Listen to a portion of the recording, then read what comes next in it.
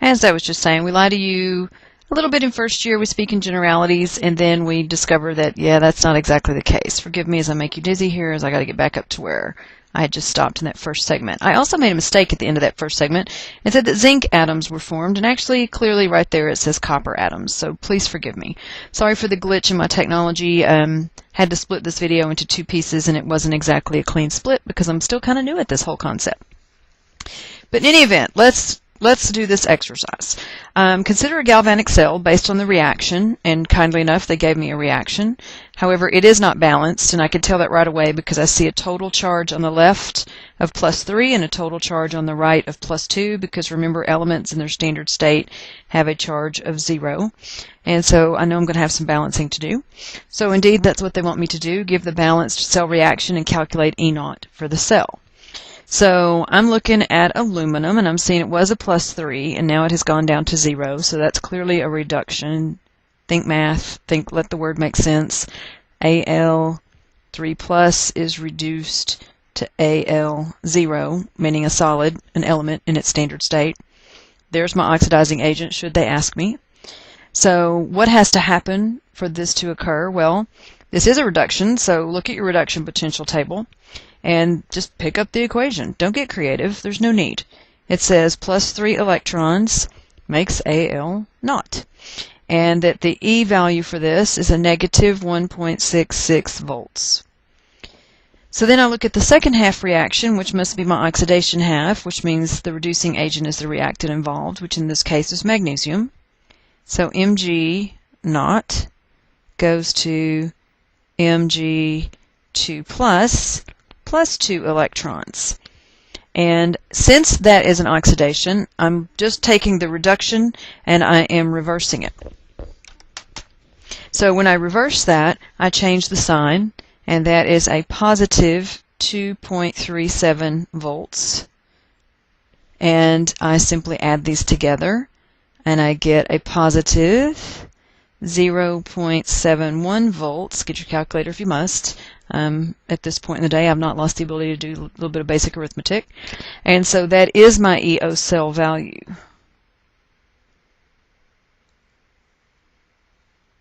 Now, I have not balanced this equation yet, and I'm kind of out of room here, so forgive me. I'm going to draw that line and realize, oh phooey, I have a 2 electron, 3 electron, 2, 3 trick going on. So I'm going to have to double this so that I can get to 6. I'm going to have to triple this so that I can get to 6 and slash off 6 electrons from each side of that arrow, leaving me with this equation. And that was kind of the whole point, was to regenerate that equation, but at the same time understand what all was going on. Because later the fact that what I slashed off were 6 moles of electrons is going to become important, and we'll be needing to do that. So it's a good idea when you do the slashing business and you get rid of the electrons on each side, that you go ahead and jot down in the margin that N is equal to 6. Alright, so in part B, a galvanic cell based on this reaction, and we'll need to use that more complete table of reduction potentials, which we have in these notes. We'll just have to scroll back a bit. They want me to give the balanced cell reaction and, again, calculate EO for the cell. So I'm looking at this permanganate, and I'm also looking at this guy right here, which is my chlorate ion compared to my perchlorate ion and my Mn2+. And I know that 4 times -2 for each of those oxygens is -8, and the sum of -8 and whatever manganese is going to equal a -1. That's from your formula writing days. So this is a +7. So I can see very readily that that is a reduction. So the reduction half reaction is going to be MnO4- going to Mn2+, and the oxidation half reaction, to be my reducing agent, is going to be our ClO3- ion going to our ClO4- ion. So forgive me as I scroll. Try not to get dizzy. Here is our table of reduction potentials, and there is one of our half reactions right there with a 1.51. So we can just grab it right off of there. We do not need to redo it. Just steal it right off of there. And then where is our other one? Let's find it. Cl. There's IO3. I'm getting close. Shopping, shopping, shopping.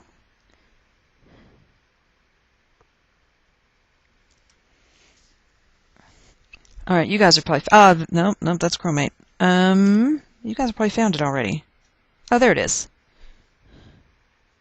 Now that's ClO2.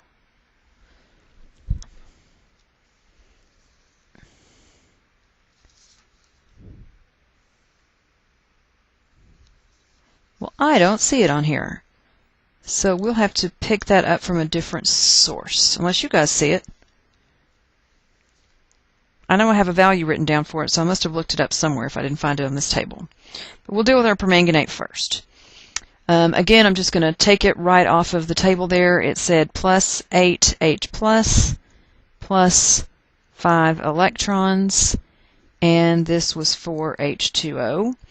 And if we double check that real quick, we should come out with, I've got 6 total negatives and 8 total positives on the left, which is plus 2, and on the right I have plus 2, so indeed I wrote that down correctly and didn't mess that up. And the EO for that was a reduction, and that was positive 1.51 volts. And the ClO3 minus going over to the ClO4 is going to require another oxygen, which is going to have to add in a water, and that's going to cause 2H pluses to have to be added in as well.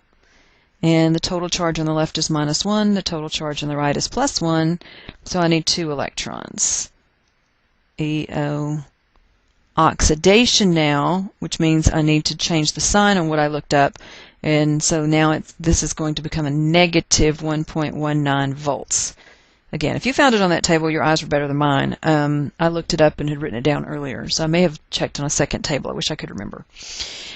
All right, so now when I add these together, I come out with EO cell equal to 0.32 volts, which is good because that agrees with the answers that are scribbled down here on the bottom, or typed down here on the bottom. But I still need an overall balanced equation. So my overall balanced equation is a little trickier because I have a 2-5 trick going on here with my electrons. So I'm going to have to multiply the top equation through by 2 and the bottom equation through by 5, so that N that I'm going to slash off is going to be 10 electrons. So that has to be doubled. That has to be doubled. There's my 10 electrons. 2 of those, that becomes 8. 5 of those, 5 of those, 5 of those. That wasn't as scary as it first sounded. And 10 each. So now the whole point was so that I could slash off those 10 electrons. Been there, done that. Now I can do some more cleanup work here before I get into writing my next equation, because I've got 10 H pluses as a product on the oxidation half reaction and 16 H pluses as a reactant. So I can lose all 10 of these and make that clean up to 6. I can also clean up a bit on the water. And you need to be on the lookout for this sort of thing. You want to clean up H pluses and waters before you add everything else together, because it can simplify your life. So I can get rid of all 5 waters and make that be left with 3 waters. So overall, I come out with 2MnO4 minus, 5ClO3 minus, and the remaining 6H pluses. And that's going to yield 2Mn2 plus ions plus 5ClO4 minus ions plus 3 remaining waters. Total charge over here, 2 minuses, 5 more minuses is a total of -7, and a 6 plus, so that's going to be a -1.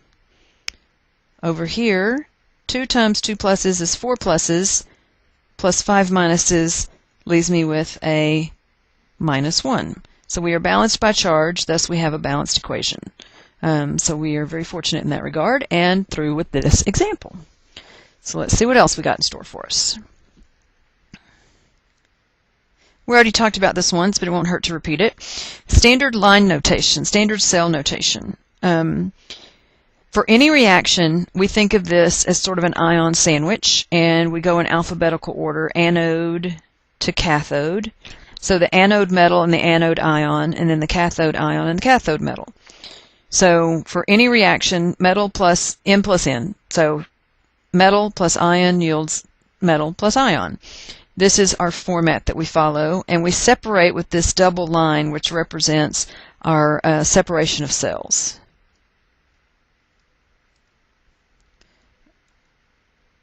Separation of two half cells. So a phase boundary is a single line, in other words, aqueous versus solid, and then the double indicates that salt bridge, which is bridging the separation of those two half cells.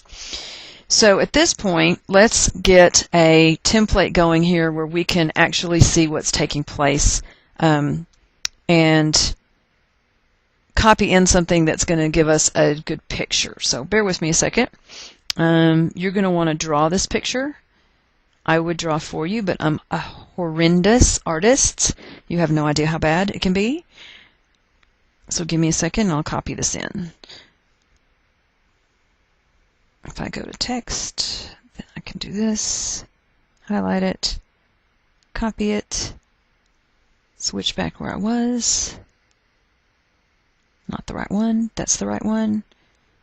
And paste this in. Alright. So if I were you, I would pause for a moment and I would draw this. I'm going to make it just a little smaller. And like I said, if I could draw, I would draw with you.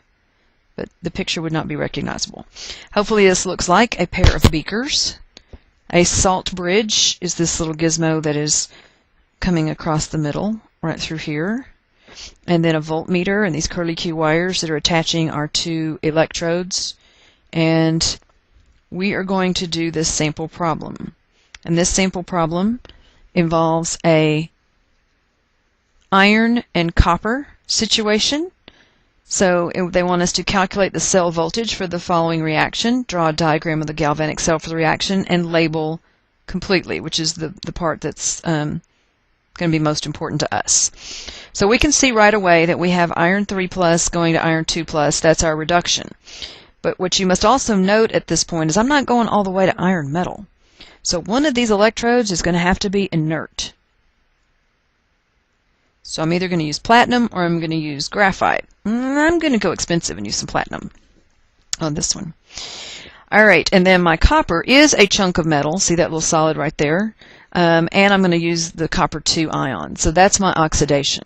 So let's get that much done out. And I'm going to do that up here at the top where I've got a little room to write. So here's my reduction half involving my oxidizing agent. And that is my Fe3 plus ion, plus only one electron to make its way over here to Fe2 plus. And I look at the reduction potential table. Indeed, it is on there. And I see that E reduction is equal to, I'll wait while you look it up. Pause me. Welcome back. 0.77 volts. And that's positive. And I just picked that straight up off the table. No creativity involved at all. Oxidation. That's my reducing agent. I'm going to flip the reduction of the copper 2 ion all the way to the metal. So I flip the equation and just write it down. And I change the sign. These are both at standard conditions. They need the noughts. Negative 0.34 volts. And I add these two together. And I come out with an E naught for the cell equal to 0.43 volts. And that's positive, as all galvanic cells should be. Now, they gave me this equation. That's how I knew to do that. But let me tell you this. If they just said, construct a galvanic cell from copper and iron, and told you it was iron 3 to iron 2, so you didn't pick up the wrong thing off the reduction potential table, I would still look at the values and say the more positive reduction potential gets to be reduced to make a spontaneous process. Okay, so overall, my balanced equation, I guess I should put that on there, huh, is double, double, double, n equals 2. I promise that's going to become important. You'll be glad you got in this habit. Maybe your handwriting's better than mine.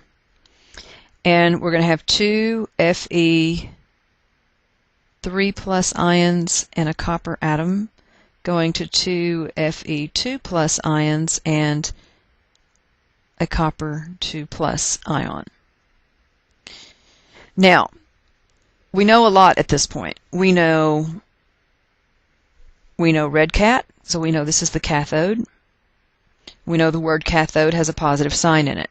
Go back to those mnemonics we talked about at the beginning of this tape, and this recording, I should say. And red cat and positive all go together as a set of information. And then anode, anox, is what helps us remember that. If the cathode was positive, then the anode is negative. So I have 6 choices to make, and they are inert electrode. I'm going to go with platinum. I can label one of these electrodes platinum and the other one copper, but I cannot label either of them iron. Once again, why not? Because iron metal is not involved in this reaction. It stays ionic from the 3+ ion to the 2+ ion and never goes to the metal. So I cannot use iron metal. So I just got to pick something, and all the rest of the information will flow from what we've written so far. So I'm going to choose that this is the platinum, and this is an arbitrary choice, okay? There's my platinum electrode, and that's my inert electrode. The other one can indeed be copper, and it should be copper because of that copper solid right there.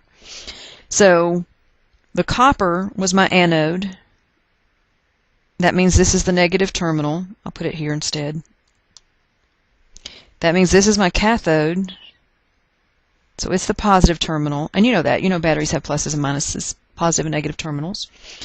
And then how are my electrons going to flow? They flow fat cat, from anode to cathode.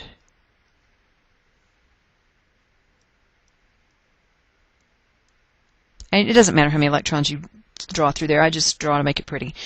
And now, what else do I know? I know that this is reading a 0.43 volt reading initially. As time goes by, that voltage will drop until it achieves equilibrium, at which point it is 0, at which point you would describe your cell phone as dead. It's really not dead. It's just reached equilibrium with 0 voltage. And if I run electrons back through it by using a charger of some sort, a DC power source, in our case is what we would use, then I can recharge that battery. So far so good. Now more decisions need to be made. We have to have ions down in these 1 molar solutions. So we have 1 mole per liter concentration. So for the copper, if we look back at that half reaction, they were the copper 2 ions right there, and they are blue. That was not an accidental choice. Does not matter how many you draw. I can fit 6 in there, so that's what I'm going to go with. And on the other side, I need my iron 3 ions. So that's because the iron 3 are going to reduce down to iron 2.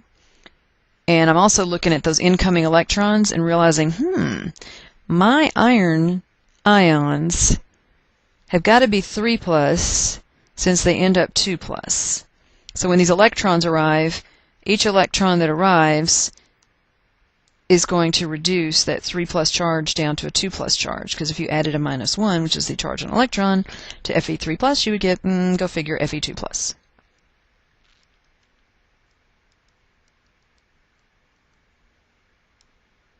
One more. Okay, so now what's in the salt bridge? Well, in the salt bridge, there are potassium ions and there are nitrate ions. So I'll make those black. Again, it doesn't matter how many you put in here. It is nice if you put a potassium for each nitrate, since that's what's really going to happen. 1, 2, 3, 4.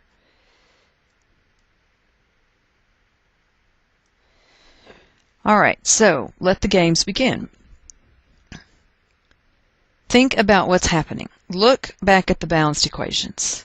Let's deal with the iron side first. That iron 3 ion is going to pick up a pair of electrons and become 2, well 2 of these would anyway, so it's all a 2 to 2 to 2 ratio here. So for each iron ion, I'll say it that way, it's going to pick up an electron and make an iron 2 ion.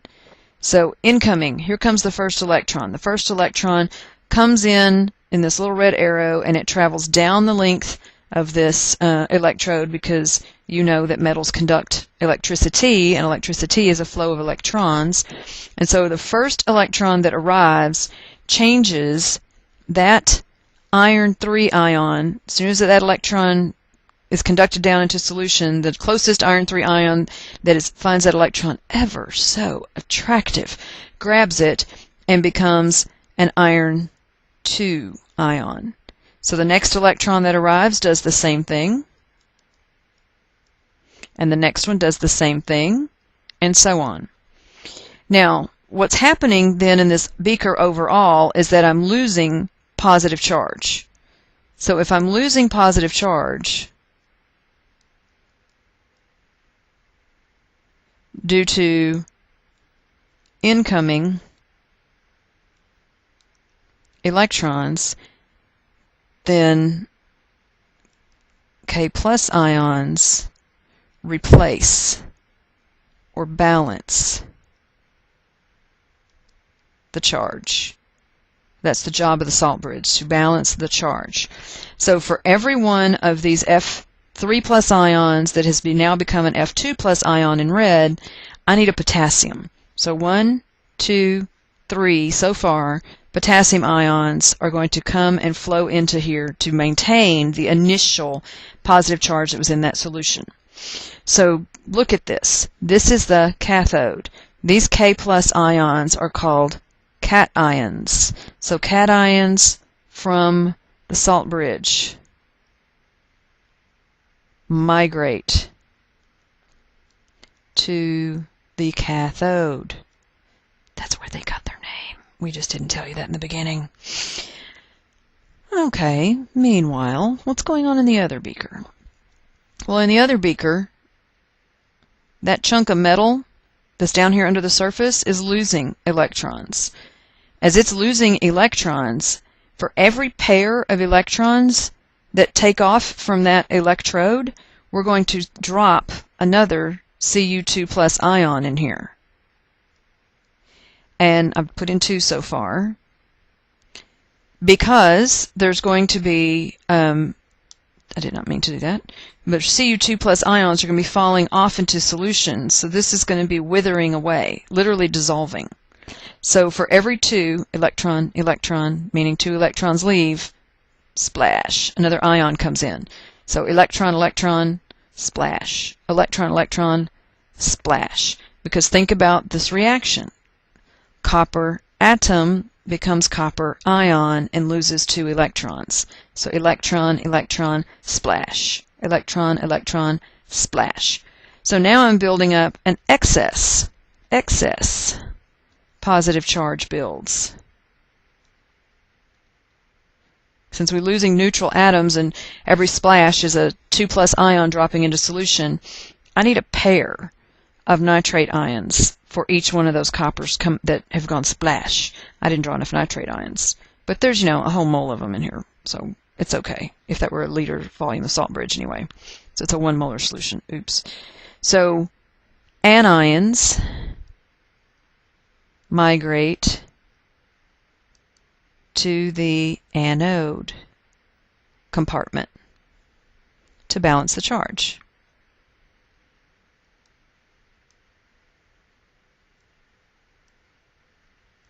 So one more time from the top. Let's follow this red electron path. Electron, electron, 2 of them. Leave that copper chunk of metal, this electrode that we talk about right here. So electron, electron, splash. That's a copper 2 ion going down into solution. Electron, electron, splash. That's a copper 2 ion going down into solution. Meanwhile, for each of the electrons that come over, we get iron 2 ion. An iron 3 ion accepts one of the electrons and becomes an iron 2 ion. So let's get the whole rhythm going here. Electron, electron, splash.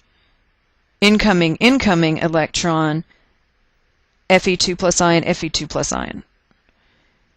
Potassium, potassium, potassium, potassium have to move. So we've got 1 potassium moving for each one of those iron 2 plus ions. Then for each one of the electrons that left, I'm removing an atom off of this chunk of metal that's down under the surface of the solution, and these 2 plus ions are now going to splash splash into the container, and a pair of nitrate ions is going to come in through the salt bridge for each one of those copper 2 plus ions. Why? To balance the charge. So this is the worst it gets. This is perfectly logical. This is how a galvanic cell or a voltaic cell, again, sorry for the two names, how they operate. So let's look at another one. If you were lost, you got two choices at this point. Make a decision. If I lost you anywhere, you've got choice number. Hit the pause button right now and rewind and go back to the beginning and listen to all that again and follow the diagram more closely as it developed in front of your eyes. Or say, okay, I think I'm almost there. If I just kind of maybe listen a little harder to this next one and maybe pause her at some point in between, perhaps I can understand better what's going on. Because here comes a second example. I'm going to actually draw this one with you. That'll slow me down just a little bit too. Calculate the cell voltage for the galvanic cell that would utilize silver metal and involve iron 2 ion and iron 3 ion. Well, unfortunately, we got the same ions we had before, but that's okay. You'll get the idea. Draw a diagram of the galvanic cell for the reaction and label completely. All right, now this one, notice, does not give me an equation. This is a little trickier. So this one is more typical of what you would see on the AP exam. So let's start from the beginning. Who are our players? Silver metal. So Ag and iron 2 and 3 ions. So they're always written as a reduction, so it's always going to be written this way.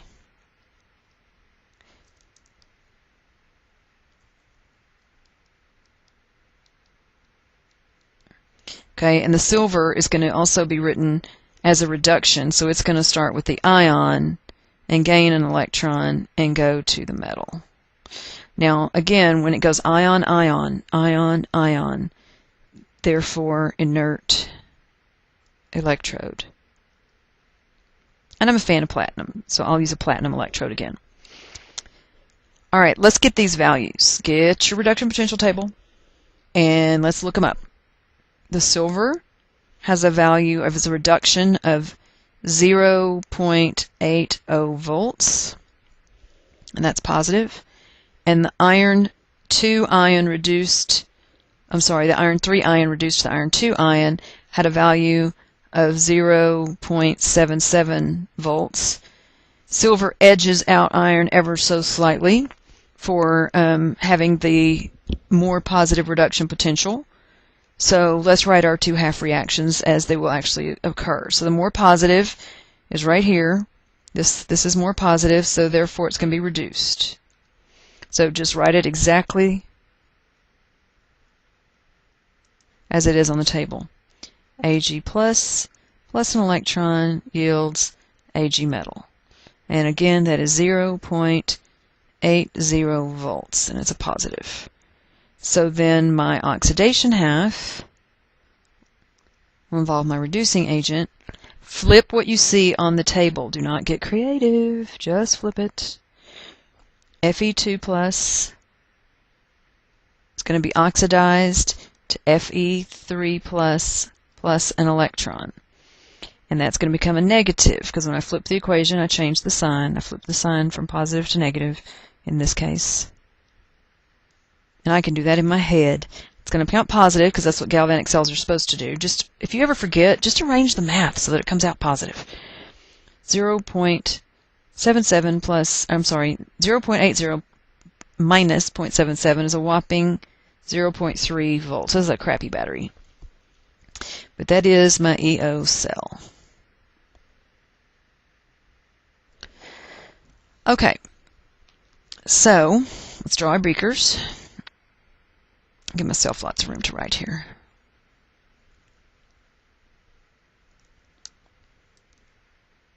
Your picture will be prettier than my picture. I'm a terrible artist. I can do a lot of things. Draw is not one of them. Pretend that looks like a salt bridge. There will be solution in each of these. They will be 1.0 molar because I'm using the naught, which I even wrote up on my E naught cell. And I will have two electrodes. One will be inert and made of platinum. The other will be made of silver. How do I know? One more time from the top. How do I know? There's my metal being formed. Yeah, ion, ion. Therefore, inert electrode. And I'm going to go with the expensive one and go with platinum. I'm going to connect these. There will be a voltmeter up here reading 0.03 volts. This battery will reach equilibrium rather quickly, so I said it's a crappy battery. Pretend that's actually connected. My little curly Q wire. Alright, now you gotta make a decision. Your decisions are anode, cathode, positive, negative, or plus, minus. You just gotta pick something. You just gotta pick something and get started. I also don't like that going across there. Since I know I have the inert electrode, I'm going to go with the whole platinum thing again. So I'll make this one platinum, and again, arbitrary choice. These are beakers. You could walk around the table. They would be on the other side. It does not matter. You just got to label something and let everything else fall into place. So I look back up here at my equations, and the one that involves the silver metal is my reduction, so that's red cat. So there's my cathode, and the word cathode has a positive right in the middle of it. And so then this must be my anode, and it's going to be negative because it's got to be the opposite. And electrons flow how? They flow fat cat from anode, originate here, from anode to cathode.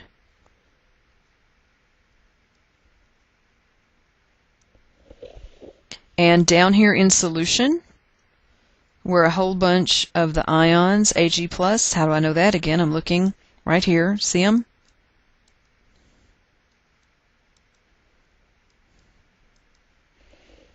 And then I've got to generate ions, start again with this reactant over here on this oxidation. So Fe2+. Fe2+.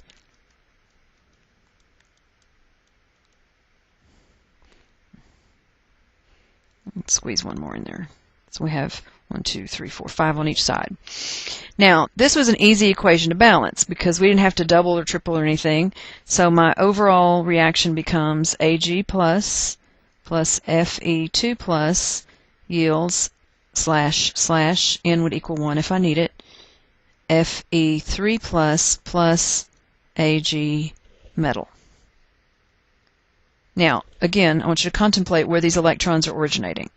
There's my electron right here. So when that electron leaves, where is it coming from? It's coming from this and this, any of those Fe2+ ions. If that Fe2+ ion loses one more electron, doesn't it become an Fe3+ ion? Think about that. Indeed it does. So every one of these electrons that has left, we're making a 3+ ion. In this salt bridge, I have potassium ions and I have nitrate ions.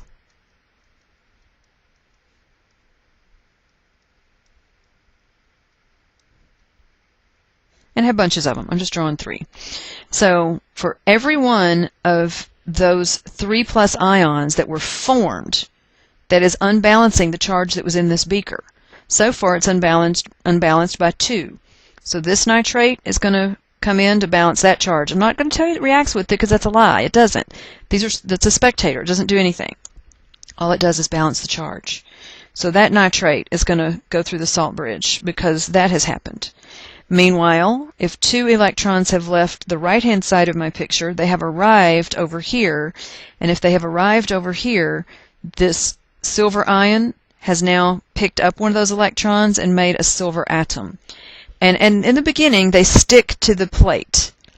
So this one's close to the electrode as well, that little plate of metal, and so now it is made an atom.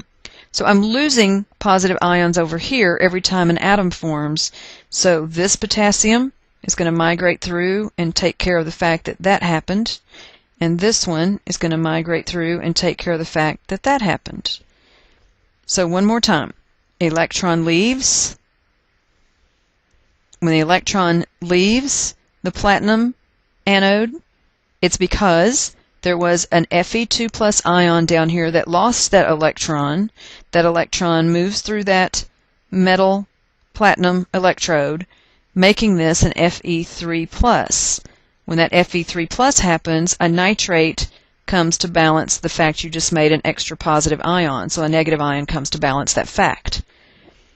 That electron now migrates through the wire and arrives over here at the Ag electrode, the cathode, and one of these silver ions picks up the electron and becomes an atom and plates, at which point we just lost a positive charge, so a potassium migrates through to fix that.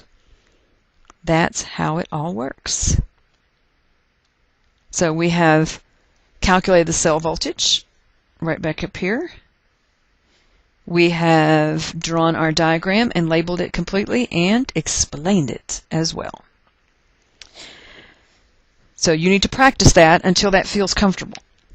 Now we're moving on into other applications of this, which involve electrical work and free energy. This is your good buddy delta G. You saw it in biology most likely. You may have even experienced discussions in first year chemistry about delta G, which is Gibbs free energy.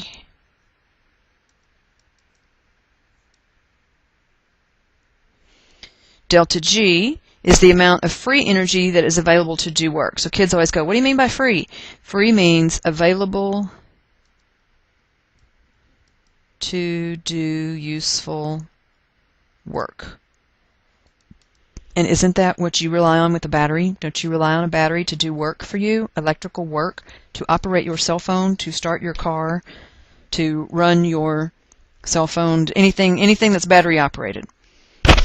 All right, so the volt. The volt is a joule per coulomb. So that joule per coulomb is the amount of work, because work is measured in joules. You may know work as force times distance from a previous physical science class, 8th grade, wherever you've picked up on the idea of work. And you know that it's measured in joules. So that is my work. I did not spell joule properly. That's better. Joules. And it's the volt itself is just that amount of work over the charge, and the fundamental unit of charge is a coulomb. A coulomb, after a man's name, as in Coulomb's law. So when 1 joule of work is produced or required, 1 coulomb of charge is transferred between 2 points in the circuit that would differ by a potential of 1 volt.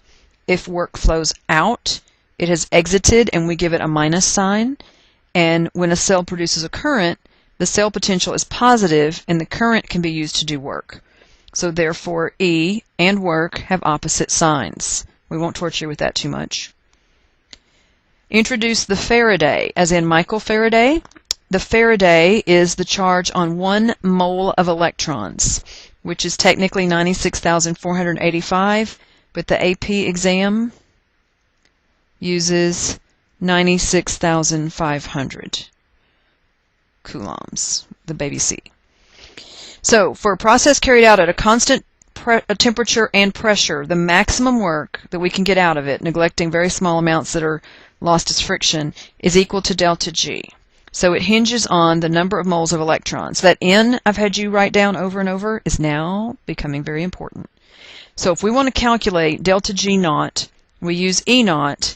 We use the constant of Faraday's constant, 96,500 coulombs per mole of electrons, and then N is the moles of electrons. And the minus sign is simply for thermodynamic convenience, because if we've just seen that for a spontaneous reaction, E was positive. We've been constructing nothing but cells that would give us energy.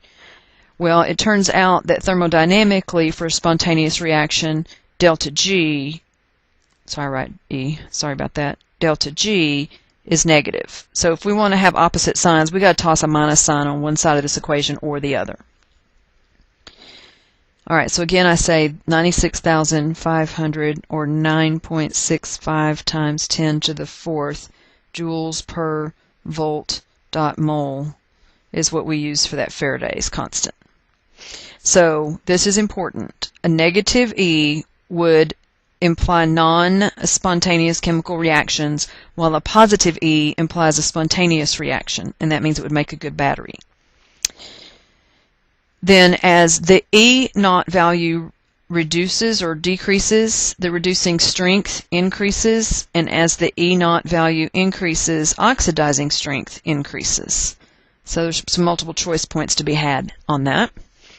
And now we're going to continue using our standard reduction potential table, and we're going to calculate delta G for this reaction. So the first thing I need to understand is that delta G is equal to minus nunf. That's my stupid little way of saying it so I can remember it. Minus nunf. So when I look at this equation, I can tell you that N is 2. I'm hoping you've gotten to that point too. If I'm seeing Cu2 plus and CuO and FeO and Fe2 plus, then 2 moles of electrons were transferred. So I'm going to eyeball that and say that N is 2. If you need to go through and do those half reactions like we've been doing and prove that to yourself, put me on pause and by all means prove it to yourself. I also need the value of E, and if I'm going to calculate delta GO, then I need EO. So now I look at my reduction potential table, and I realize that E naught cell, is equal to E naught of the reduction potential plus E naught of the oxidation potential, which means get the reduction potential and change its sign.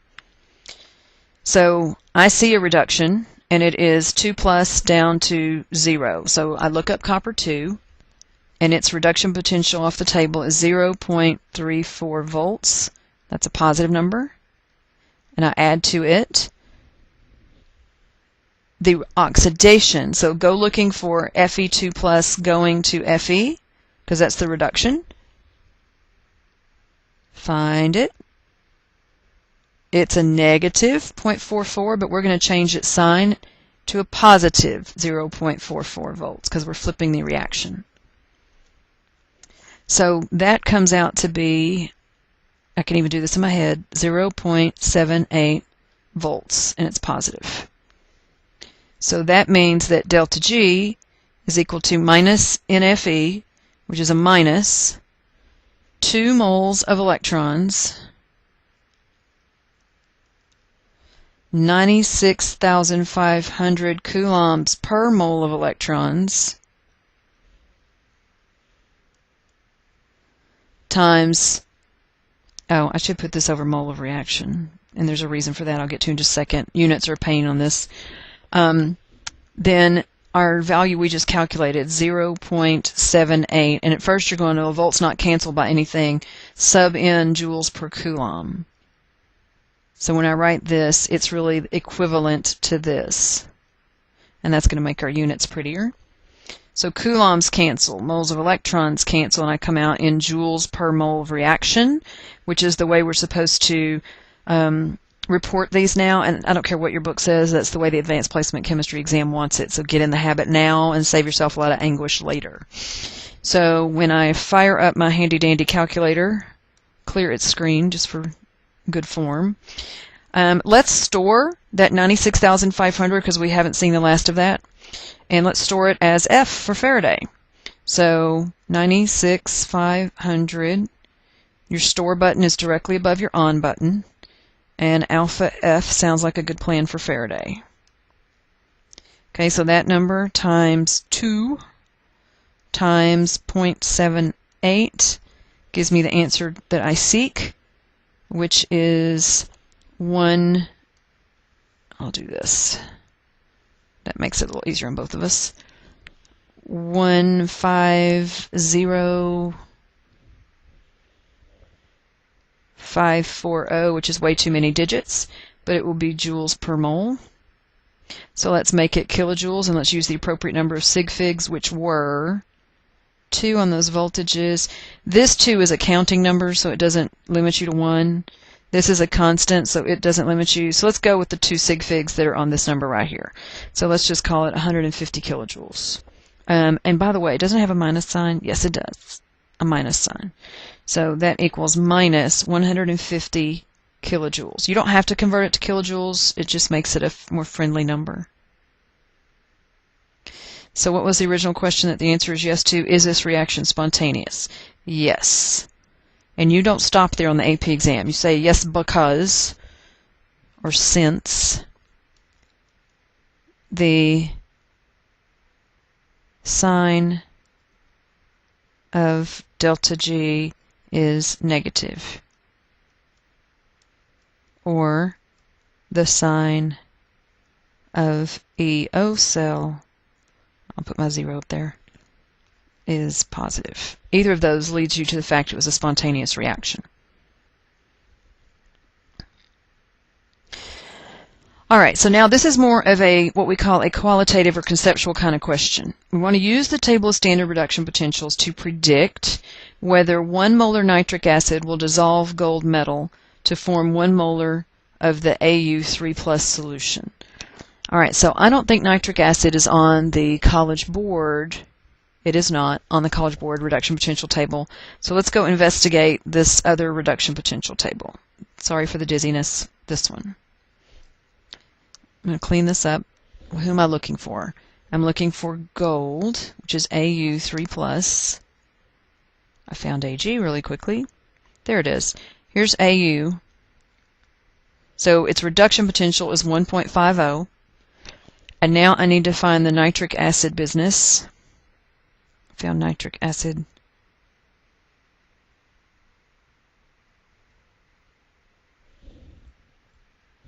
It's right here. Doesn't look like nitric acid because nitric acid is a strong acid, you may recall from first year, so it dissociates into H plus and NO3 minus, but this is the proper equation. So its value is positive 0.96, and I look at these and I say, gold is more positive, it has a more positive reduction potential, so therefore gold is going to be reduced. Let's put that back in the context of the question they asked. Predict whether this will dissolve gold metal. Dissolving gold metal looks like that. It makes a 3+ charge. You don't have to necessarily memorize that. I just happen to know that. And since that is a positive 1.50 volts versus the nitric acid with a positive 0.96 volts, the more positive, which is this one, will be reduced. In other words, that stays the reduction half reaction. So the answer is no.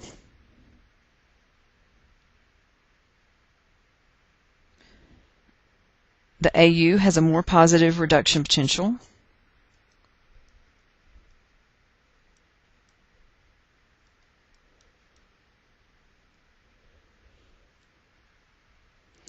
Than that of HNO3.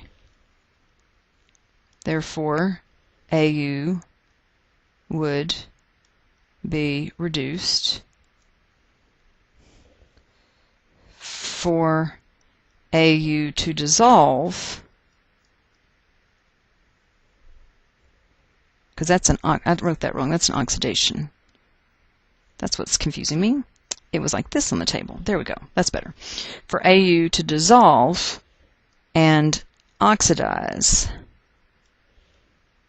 to Au3+, 0 up to 3+, its reduction potential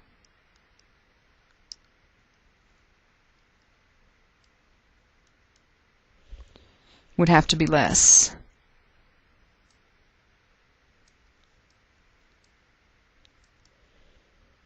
than that of HNO3.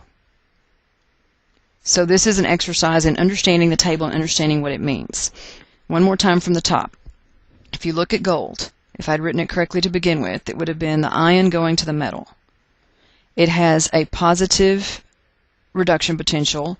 More importantly, it has a more positive reduction potential, a higher positive reduction potential than does the nitric acid. That means it's going to get to be reduced. So it's not going to go backwards from Au to Au3+, because that's what dissolving would take. Dissolving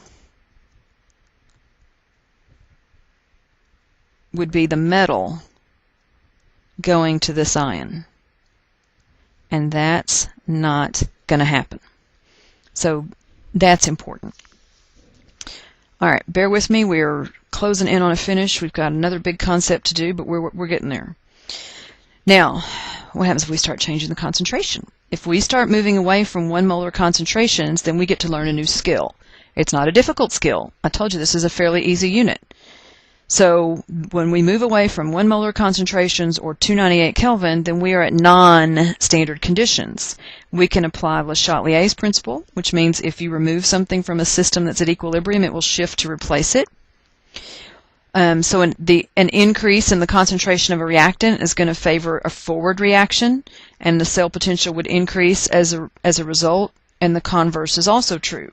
If I removed reactant concentration, then the cell would shift into reverse, and its cell potential would decrease. So we can use the idea of if we were at equilibrium, if we remove something, the system will shift to replace it. So let's take a look at this example. For the cell, 2 aluminum solid react with 3 manganese 2+ ions to yield 2 ions of aluminum 3+ and 3 manganese solid. First thing they want to know is what is the EO for this cell. So again, with that reduction potential table, go look up aluminum. Take a moment, put me on pause if you must. You need practice with the table. You've got to know where stuff is. Negative 1.66 volts when you find aluminum. Negative 1.18 volts when you find the manganese. Which one lies closer to 0 on the number line is the question you ask yourself when both of these are negative. Which one of these is more positive? Well, this one is more positive, therefore it is reduced, and therefore this one is oxidized. So EO cell equals the EO reduction plus the EO of the oxidation. So the reduction we just write down as a negative 1.18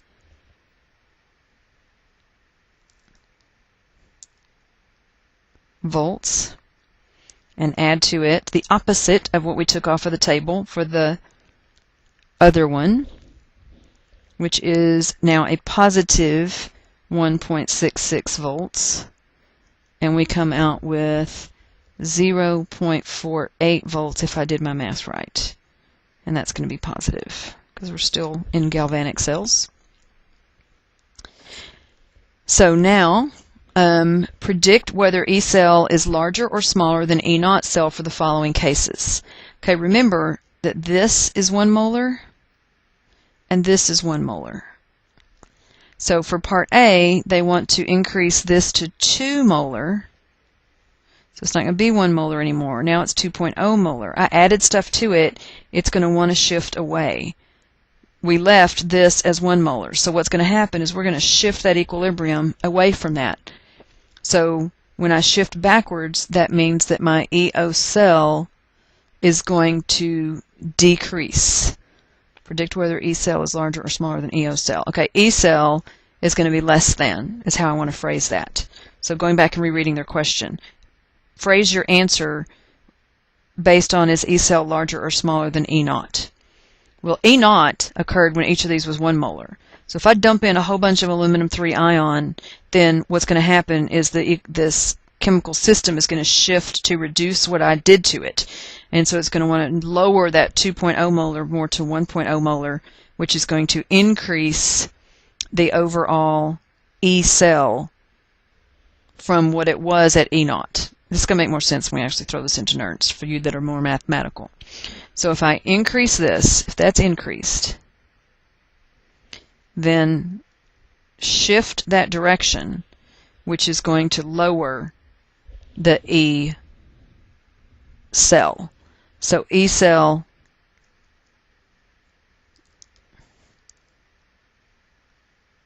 is less than E naught cell. That's the bottom line. All right, let's look at the other one. 1 molar, leave aluminum alone. Now increase this one to 3 molar.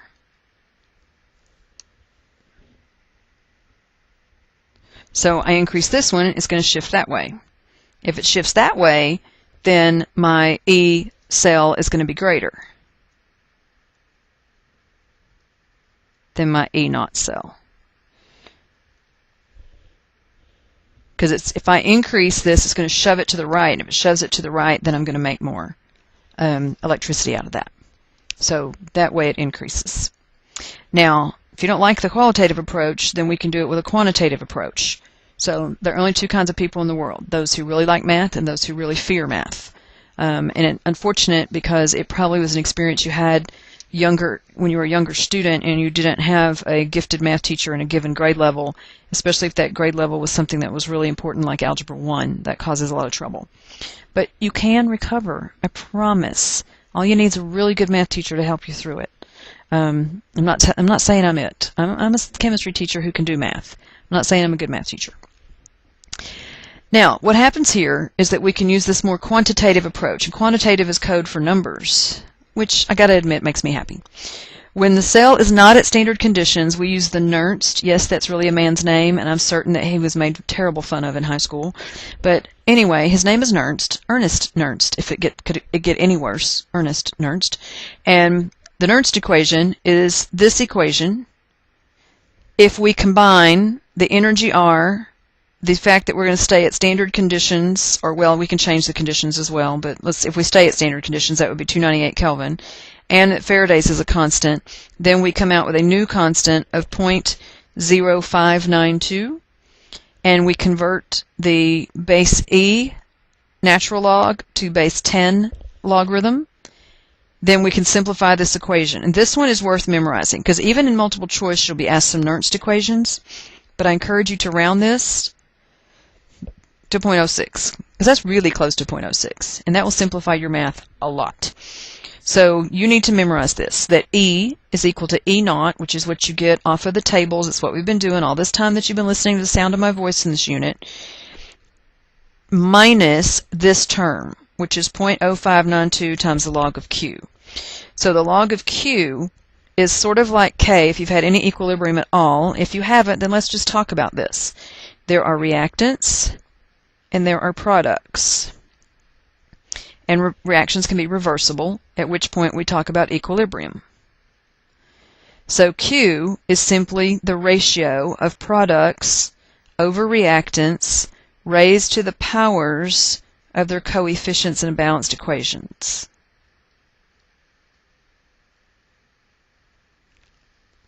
Alright, so if we go back and look at any of these equations we've been dealing with, let's just try this. Q, for this system, the solids don't count, so that would be, I'm going to erase that, it'll confuse people later.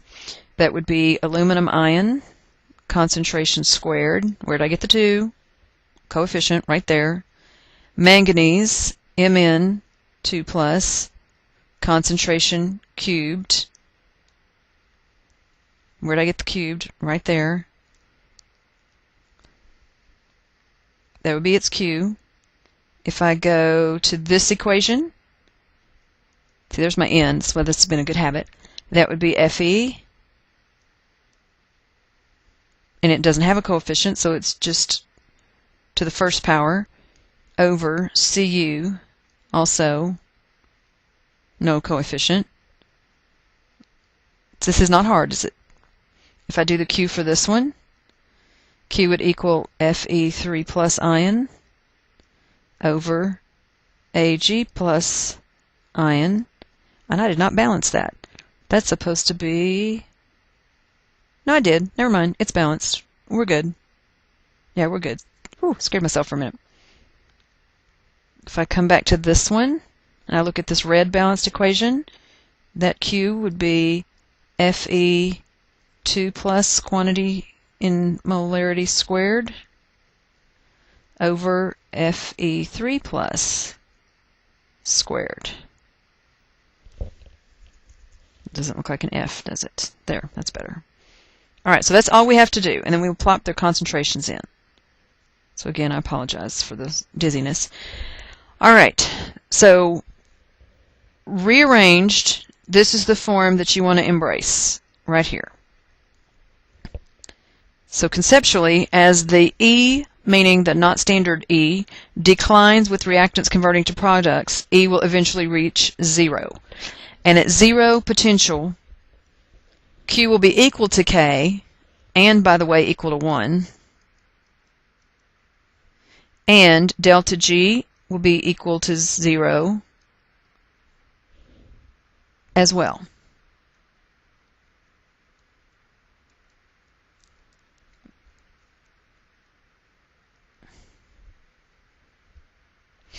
Now, we can play this game with concentrations. So we have these things called concentration cells.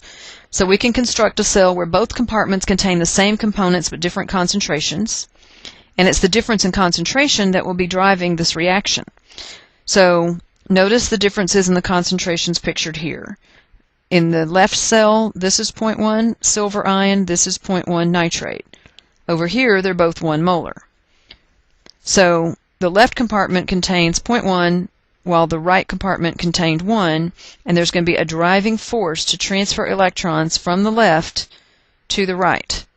So silver is going to be deposited on the right electrode, and that's going to lower the concentration of silver ion in the right compartment, and in the left compartment the silver electrode dissolves, producing silver ions to raise the concentration of the silver ion in solution. So what they're showing you here is that this electrode is dissolving, which is going to produce more silver ion. This one is going to start taking silver ion out. This one over here on the right is going to start taking silver ion out, and it's going to start making atoms, plate, all on here to lower the concentration of the silver ion. So both of them are striving toward an equilibrium. So this is just a conceptual question. It's saying, first of all, determine the direction of electron flow and designate the anode and the cathode for what's going on here. So what is going on here? Well, if I look at this a little more carefully, I see that atoms are going to form over here because this is a higher concentration. Agreed? Do you agree that 0.1 is a larger number than 0.01? So it's a higher concentration, therefore Fe2 plus 2 electrons is going to go to FeO to lower the molarity of the Fe2 plus ion in that cell. So atom, atom, atom, atom, atom. Every time I do that, I'm lowering the concentration of these Fe2 plus ions because each one of those dots I drew represents an ion lost. Meanwhile, this one is going to start converting atoms over into ions. So for that to happen, 2 electrons have to be leaving here. And for each one of these atoms that formed, 2 electrons have to be entering over here, so they're flowing this way. They have to be. It's the only way this is going to ever equalize. So they're flowing through the metal, the wire, and the metal. So which way do electrons flow? They flow fat cat. From anode. Now do you see why that's the anode? They're originating there. To, look at the incoming arrow, to the cathode. That would be my office phone ringing. I apologize.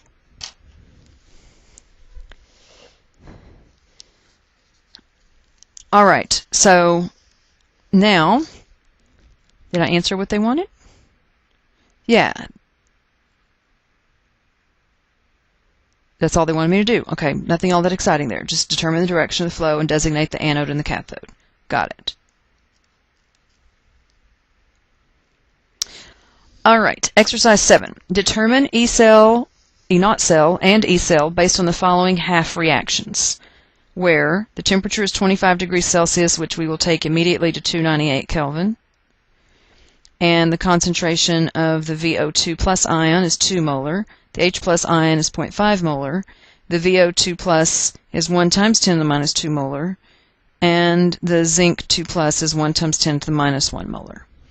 So let's first get a balance reduction thing going on here. Okay, they've written both of these half reactions as reductions. How do I know? Because reduction is gain, and I see plus electron and plus electron prior to the arrow in both cases. So I'm looking at these two values and saying, ah, this one's more positive.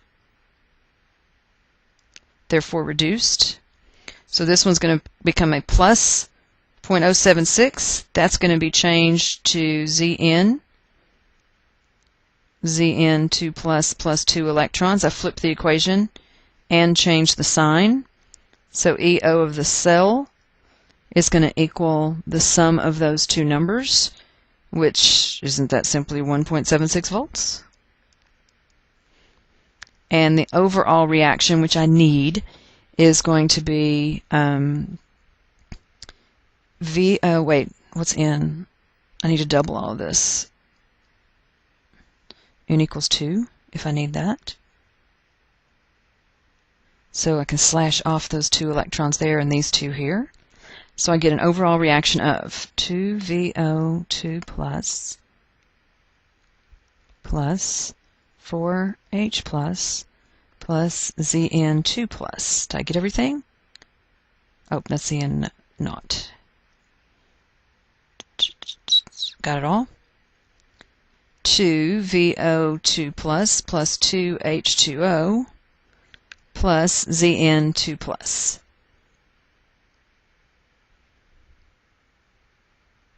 Got it.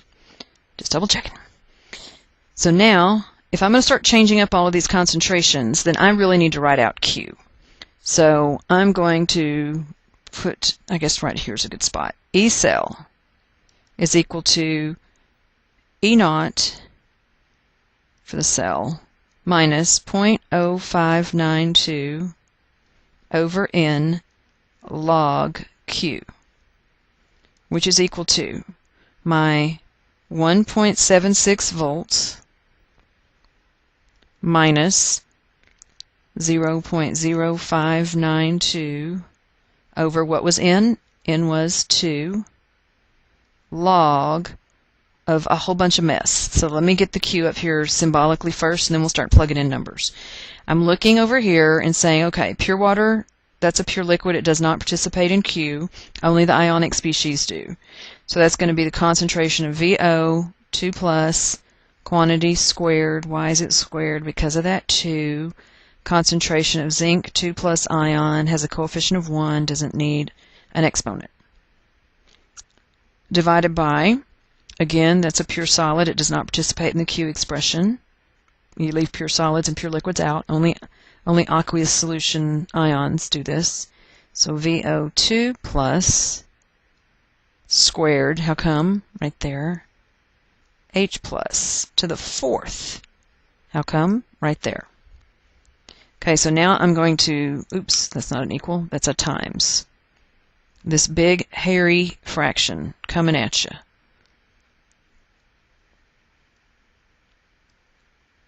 This is not a bad practice. Just getting your stage set and putting your exponents on so you don't screw up and forget them. Now put the right player in the right place. VO2 plus. That's this one right here. 1 times 10 to the minus 2. The square brackets mean molar. Okay, what do I need next? The zinc 2 plus ion. 1 times 10 to the minus 1. Hey, I can do that in my head. That's 1 times 10 to the minus 5, because minus 2 squared is going to be minus 4, and then times a minus 1. I think that's right. Anyway, I'll use a calculator. So what do I have next? I have the VO2 plus, that's 2 molar, and I have the H plus, which is 0.5 molar. Okay. This is going to be a calculator extravaganza. Definitely deserves a clear screen. Start over here at the left and work your way back on long, hairy equations like this. So 1 times 10 to the minus 2, I can either type in as 0.01 or I can leave it as 1 times 10 to the minus 2. You got to make a decision. So if you like the 1 times 10 to the minus 2, fine. We'll do the numerator first. 1 second EE minus 2, and you have an x squared button right above your log button, times 1 second EE minus 1. Be way faster, just type 0.1. All right, so there's my numerator. Like I said, 1 times 10 to the minus 5, which I could have done in my head. Divided by, I'm going to open a paren. That's the key, opening the paren. 2 squared is 4. So are you okay if I just put 4? 2 times 2 is 4. Times 0.5 raised with my caret key. Don't you love the new operating system? Look at that. It didn't put the caret. It just put your little exponent box up there for you to type in 4. And then see that little arrow blinking? If you want to get away from that, you got to hit that right arrow. Now I pop down there and I close my paren and I hit enter. So all of this parentheses over here is equal to 4 times 10 to the minus 5. So that whole bloody mess simplifies to that. And I need the log of it. So log of that, I'm just reaching up with my up arrow, grabbing it, hitting enter to paste it down. I don't even have to close the paren, just hit enter and whammo, there it is. So that number times 0.0592 divided by 2 equals that number, which is actually subtracted from. So this whole mess up to this point right here is a negative 0.130179 calculator vomit, which is going to be subtracted. So I'm just going to multiply this by minus 1. Why? So I can add it, because that's easier. Alright, so 1.76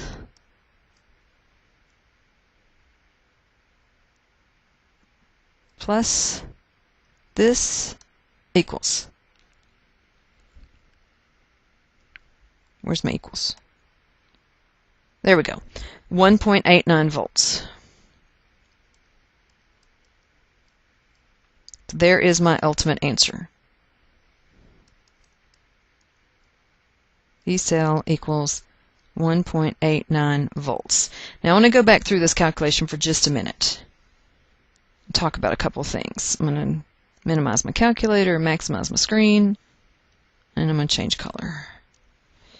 See the fact that this was a negative number? See the fact that this was a tiny number? This tiny number, 0.12344, that's what it really looks like. If I take it out of scientific notation, that number is less than 1. Therefore, the log of that number is negative, which is going to be multiplied by a positive number of roughly 0.06 divided by 2, which makes it roughly 0.03. So that means that overall, a negative number is going to be subtracted. So you know that a minus times a minus ends up a plus. And so that's why my E increased. My E cell was greater than my EO cell. So that's something you're going to have to master qualitatively. We're going to work AP problems. You're going to get lots of practice with it. But you need to be on the lookout for the sign of the log of Q. So if Q is less than 1, log Q is negative. If Q is greater than 1, log Q is positive. So I know what you're thinking. What if Q is equal to 1? Then log Q is something you should know. It's equal to 0. Because 10 to the 0 is 1, and log is base 10. Okay, so this is just a summary. A negative E implies non-spontaneous. A positive E implies spontaneous. It means it'll be a good battery. When E equals 0, you have reached equilibrium. You would describe it as a dead battery. The larger the voltage, this is multiple choice points right here. The larger the voltage, the more spontaneous the reaction. Delta G is going to be negative in spontaneous reactions. And the condition of K greater than 1 is favored.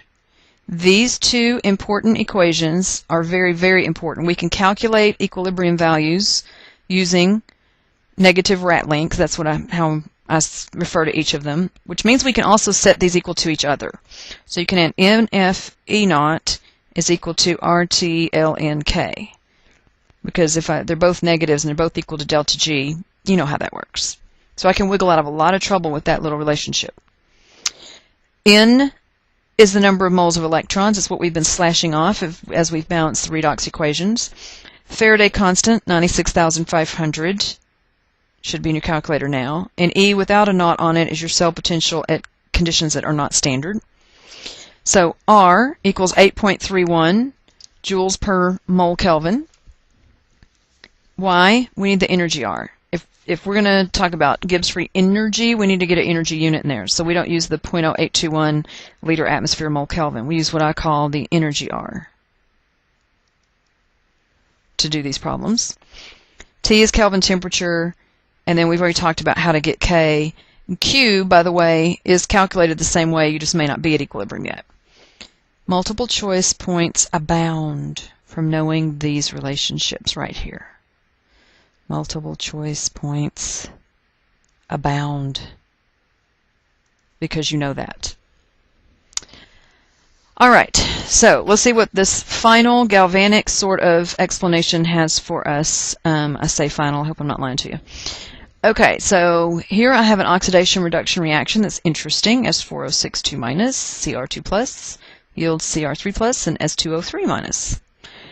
The appropriate half reactions are, and they're both written as reductions. So this one is more positive, but wait, which one do they have? Yep, they have that one going that direction. This one is flipped, so that's going to become a positive, and this is going to flip.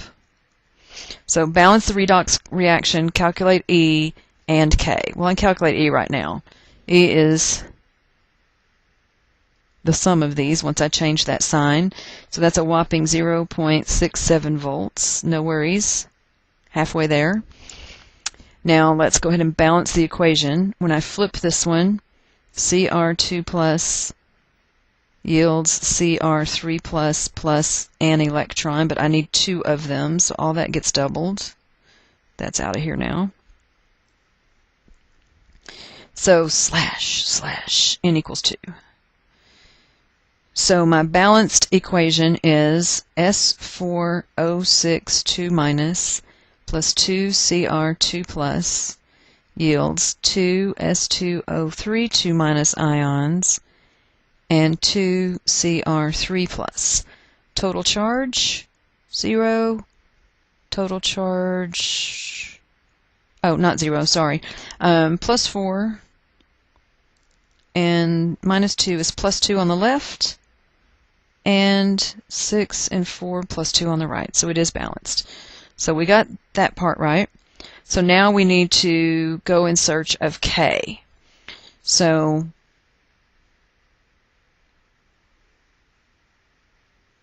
let me get a different color. We're back to this concept of setting these two things equal to each other. So if I do that, I have to find some room to write here. Do I have room at the bottom? Not a lot. I'll try right here.